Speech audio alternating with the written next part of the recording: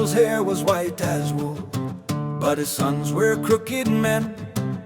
Joel and Abijah took the bribes again and again. The elders cried, "Give us a king like the nations on our flank." Samuel warned of the taxes and the chariots in the rank. But the Lord said, "Listen to them, for it's me they have cast aside." Then a tall man named Saul went out to find where his donkeys hide. From a roof in the moonlight, Samuel spoke the word, a feast of the finest meat and a secret Saul had heard. Oh, the scepter and the stone, the oil and the crown, watch the spirit of the prophet bring the thunder raining down. From the farm to the fortress, from the harp to the spear, the age of the judges ends, the king of Israel is here. Nashavan came with a blade and a hollow, cruel demand. I'll gouge. Shortly after, Nashavan lays siege to Jabesh Gilead and demands that everyone in the city have their right eye gouged out. As part of the peace treaty, the Jabeshites send out messengers looking for a savior. When Saul hears of the situation, he gathers a 330,000 strong army and launches a surprise attack at night, leading Israel to victory and saving Jabesh, thus proving those who doubted him wrong. Saul's kingship is renewed. Samuel is aware he is the final judge, and that the age of kings is about to begin, and speaks to the Israelites, demonstrating his innocence. And recapping the history of Israel, he calls on the Lord to send thunder and rain, and rebukes the people for their desire for a king. Nonetheless, he tells them that as long as they refrain from idol worship, they will not perish. But if they do, calamity will befall the kingdom. Yeah, the beginning of Saul's reign.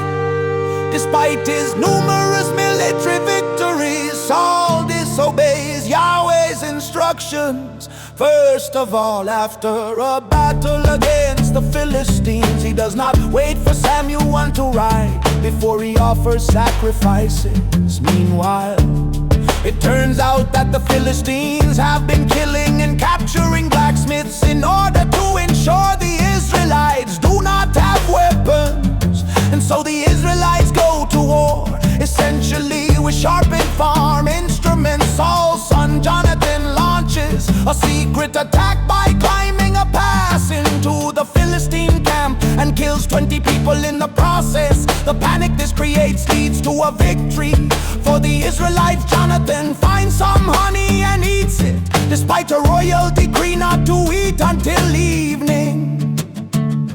Jonathan begins to doubt his father, reasoning an even greater victory could have been achieved if the men had eaten. The royal decree has other unintended knock-on effects, namely that the men start killing and eating animals without draining the blood. To counteract this, Saul sets up an altar so the proper laws can be observed. When a priest suggests asking God before launching another attack, God is silent, leading Saul to set up a pseudo-legal procedure to ascertain whose fault it is that God has abandoned them. The lot falls on Jonathan, but the men refuse to let him be executed, since he is the reason for their victory.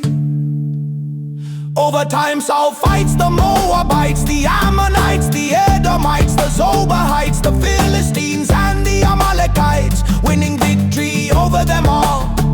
His kingdom is in a constant state of war, and he constantly recruits new heroes to his army. However, he disobeys God's instruction to destroy Amalek.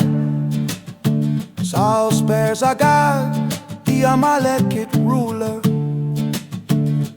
and the best portion of the Amalekite flocks, to present them as sacrifices. Samuel rebukes Saul and tells him that God has now chosen another man. to be king of Israel. Samuel then kills Agag himself.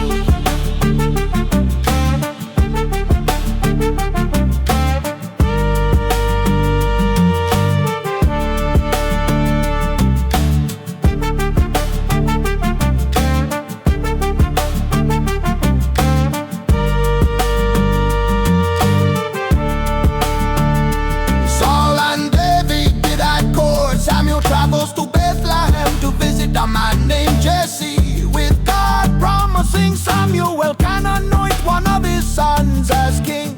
However, while inspecting Jesse's sons, God tells Samuel that none of them are to be king. God tells Samuel to anoint David, the youngest brother, as King Saul becomes ill, and David comes to play the harp to him. Saul takes a liking to David, and David enters Saul's court as his armor bearer and harpist.